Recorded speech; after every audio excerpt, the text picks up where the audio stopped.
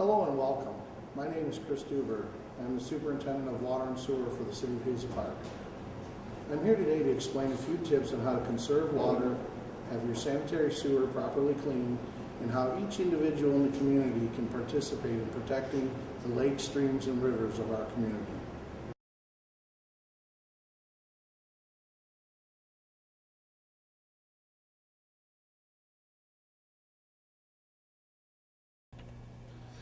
This is a standard residential water meter used in all homes in Hazel Park. The water department bills its residents in units or cons, short for consumption. Each unit is equal to 100 cubic feet or 748 gallons. There are two dials on a water meter. The small dial is used for verification that the meter is working. It can also be used for detecting a leak. The larger dial is for measuring water usage. One method of leak detection is to make sure no one is using water in the home and then watch the smaller dial for movement. If it is moving or spinning slowly, you may have a leak.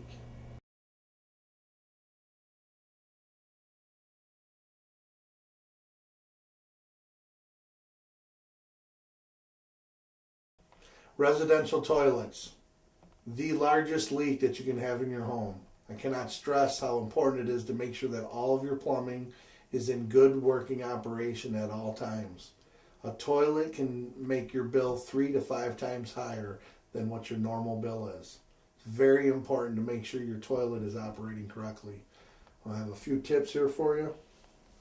The first tip is the water level. All manufacturers of toilets have a mark in the back of the toilet, and that's what the water level is supposed to be.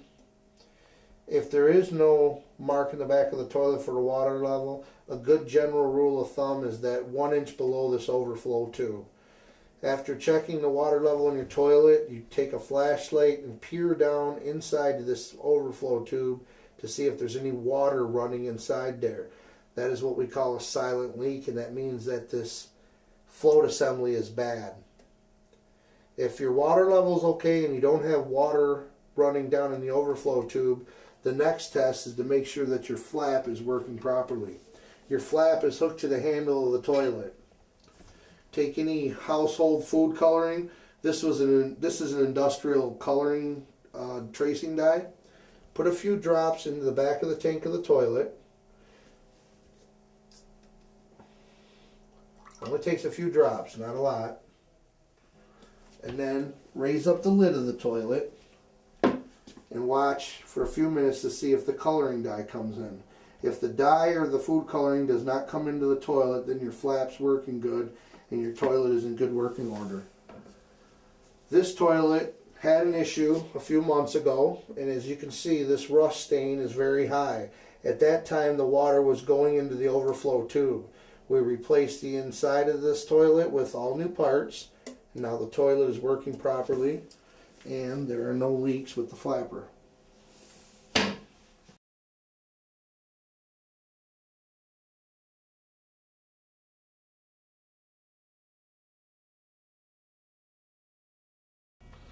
Your home's sanitary sewer lead is an important part of your plumbing. When having backups or sewer problems, it is important to understand the nature of the issue. Are tree roots the problem, or does your line have a break or collapse in it? There is an old myth that tree roots break sewers. This is not true. Tree roots are drawn to the nutrients that are leaking out of your aging sewer line. Older communities like Hazel Park have aging infrastructures that are in need of replacement. Your sewer lead is from when your home was originally built. In that time, unless you've replaced your sewer, it could be as much as 50 to 100 years old. When having your sewer line cleaned out or snaked, a common issue that comes up can be that even though a company has augered or snaked your sewer line, they may not have totally removed the obstruction. This is a common practice with contractors. Once the water goes down in the home, they feel that they have done their job, they get paid, and they leave. The purpose of this video is to help you understand how to encourage your contractor to properly clean your sewer line. This pipe is to represent a recreation of what a sewer line would look like if it was being videoed. The sponge represents the tree roots. The PVC pipe represents your sewer line. This is what you would see if you had your sewer line cambered by a contractor. It would be similar to this. These would be tree roots. Typically, the city of Hazel Park is called when people are experiencing problems, and they say that they've just had their contractor clean their sewer line. And this is a common issue that we experience when we go out to the resident's home and we camera it with our equipment. Tree root obstruction is still in place with a small 1 inch, 1.5 inch diameter hole at the bottom.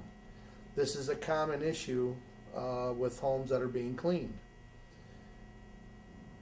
The purpose of this is you go through with a smaller cutter to drain the water out of the home, and then a competent company will put on a larger cutter to continue cutting the roots until you end up with a finished product like this. This is what you should see. You should see your pipe with very few tree roots hanging in it. After you do this, and if you maintain it with some chemical from your local hardware or Home Depot, you will be able to maintain these tree roots and keep them at bay until you can afford to put enough money together to have your sewer line dug up and repaired.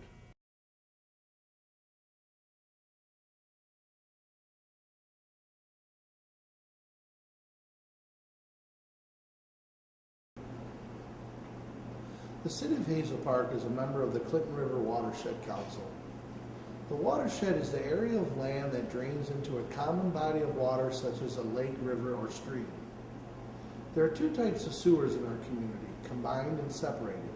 Combined sewers are sanitary and stormwater together in the same pipe and must go to a wastewater treatment plant before being discharged into a lake, river, or stream.